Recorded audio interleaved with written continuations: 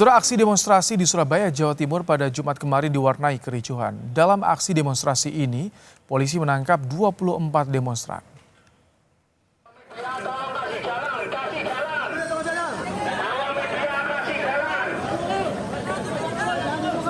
Hasil pemeriksaan polisi pada demonstran yang ditangkap, 4 orang dinyatakan melakukan perusakan dan pelemparan, sementara 6 orang dijerat dengan tindak pidana lain.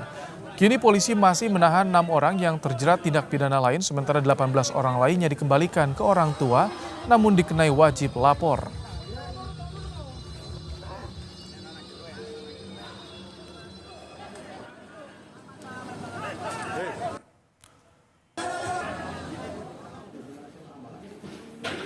Komisi untuk Orang Hilang dan Korban Tindak Kekerasan memberikan pendampingan pada demonstran yang ditangkap oleh polisi dalam aksi demonstrasi di Surabaya pada Jumat kemarin. Pendampingan dilakukan dalam proses pemeriksaan polisi ke demonstran yang ditangkap.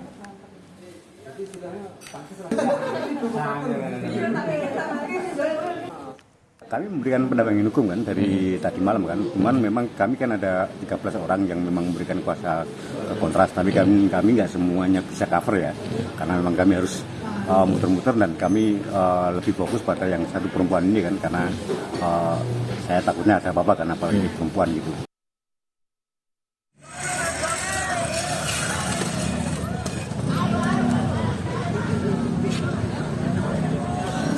Sebelumnya, aksi demonstrasi massa gabungan dari berbagai elemen masyarakat di Surabaya diwarnai kericuhan.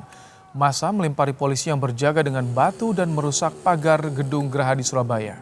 Polrestabes Surabaya langsung mengerahkan mobil water cannon dan ratusan anggotanya untuk memukul mundur massa.